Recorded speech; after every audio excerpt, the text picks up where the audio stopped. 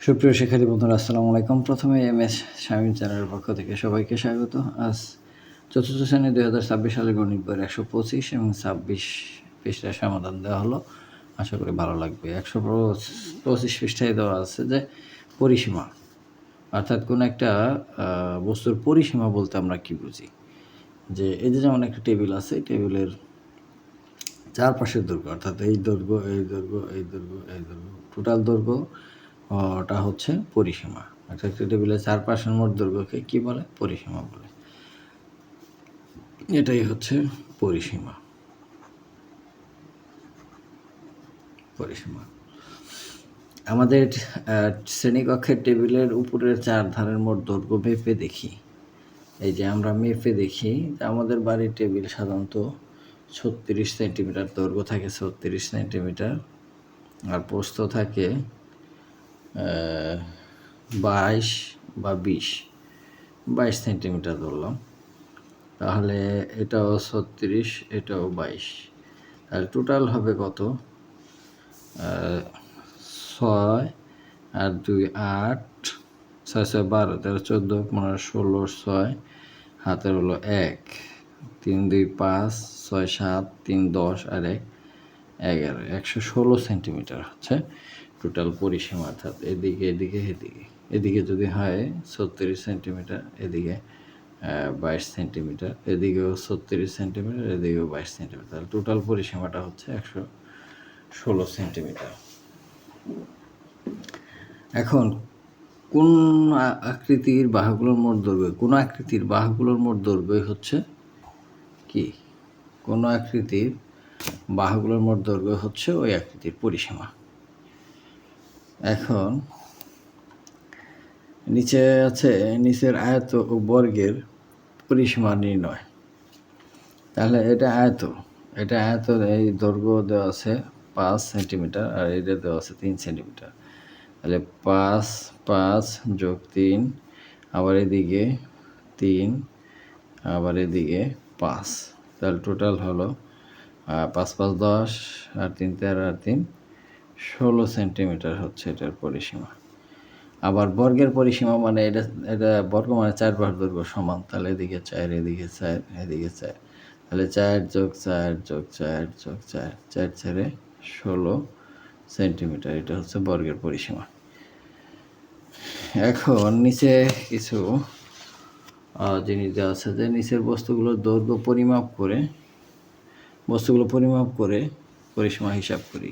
শ্রেণীকক্ষে এই বস্তুগুলো আছে। বেঞ্চ, কারণ বেঞ্চের দৈর্ঘ্য হচ্ছে 72 সেন্টিমিটার, 72 সেমি, আর প্রস্থ হচ্ছে 12 সেমি। তাহলে পরিসীমা কত? পরিসীমা 72 2 বার আর 12 2 বার, তাহলে পরিসীমা হবে 72 যোগ 12 যোগ 72 যোগ 12 সমান সমান আছে 72, 72 হলো 7 দুগুণে 14, 140, 144, 144 আর 12 12 24, 4 4 8, 4 2 6 1, 168 সেন্টিমিটার। আবার বোর্ড বিভিন্ন ধরনের হয়। আমি ধরলাম বোর্ডের দৈর্ঘ্য 36 সেন্টিমিটার আর প্রস্থ হচ্ছে 30 সেন্টিমিটার। এখন এর পরিসীমা আমরা বলতে পারি 2 ইন্টু দৈর্ঘ্য যোগ প্রস্থ, 36 যোগ 30, 36 যোগ 30, অর্থাৎ 36 আর 30 যোগ করে 2 দিয়ে গুণ দিলেই পরিসীমা চলে আসবে। 36 30 60 আর 6 66, 66 2 দিয়ে গুণ দিলে 6 দুগুণে 12, 6 দুগুণে 12 13, 132 সেন্টিমিটার। আবার বইয়ের দৈর্ঘ্য সাধারণত কম হয়। বইয়ের দৈর্ঘ্য হয় কত? 24 সেন্টিমিটার। বইয়ের দৈর্ঘ্য 24 সেন্টিমিটার ধরি।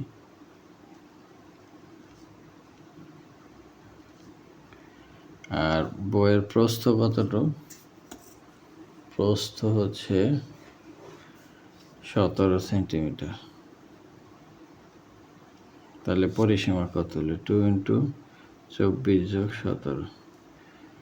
তাহলে 24 7 4 11 11 1 আর হলো 2 আর 3 4 41 41 2 দিয়ে গুণ দিলে 2 2 4 2 8 82 সেন্টিমিটার।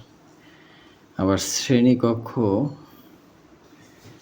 শ্রেণীকক্ষের দৈর্ঘ্য তো অনেক, এটা আমরা মিটারে ফুটে হিসাব করতে পারি যে 36 ফুট আর হচ্ছে এই প্রস্থ হচ্ছে 20 ফুট। তাহলে 2 × 36 + 20 36 6 আর হচ্ছে 3 2 5 56 গুণ হচ্ছে 2 6 2 12 5 10 11 অর্থাৎ 112 ফুট পরিসীমা হচ্ছে শ্রেণীকক্ষের। এবার 126 পৃষ্ঠার সমাধান। 126 পৃষ্ঠা আছে ওজন। ওজন পরিমাপের এককগুলো তোমাদের ডেসক্রিপশন বক্সে একটা লিঙ্ক দেওয়া থাকবে, লিঙ্কে পাবে। অর্থাৎ ক্লাস 5-এর যে ভিডিও দেওয়া আছে সেখানে আমি লিঙ্ক দিয়ে দেব। এখন এখানে হচ্ছে যে 25 কিলোগ্রাম চালের বস্তার ওজন কীভাবে গ্রামে প্রকাশ করব। চলো আমরা ওজনের একক স্মরণ করি। 25 কেজি, এই যে চালের বস্তা দিয়েছে 25 কেজি। এখন 1 কিলোগ্রাম অর্থাৎ 1 কিলোগ্রাম মানে কেজি, 1000 গ্রাম ওজনের একক। তাহলে চালের বস্তার ওজন হবে 1 কেজি যদি 1000 গ্রাম হয়, তাই 25 কেজি 25,000 গ্রাম। 1 কেজি 1000 গ্রাম হলে 25 কেজি 25 1000 দিয়ে গুণ 25,000 গ্রাম এইটা। এরপরে সবজি ভর্তি একটি ব্যাগের ওজন 258 গ্রাম। 6 কেজি 258 গ্রাম, এই ওজনকে গ্রামে প্রকাশ করি। তো 6 কেজি হচ্ছে 6 × 1000 6000 গ্রাম আর 258 গ্রাম। এখন এই দুটা যোগ করলে 8 5 2 6, আর সবজি ভর্তি ব্যাগের ওজন 6258 গ্রাম। তো সেক্ষেত্রে আজ এ পর্যন্তই, দেখা হবে পরবর্তী পৃষ্ঠার ভিডিও নিয়ে। সে পর্যন্ত সবাই সুস্থ থাকবে। ধন্যবাদ সবাইকে।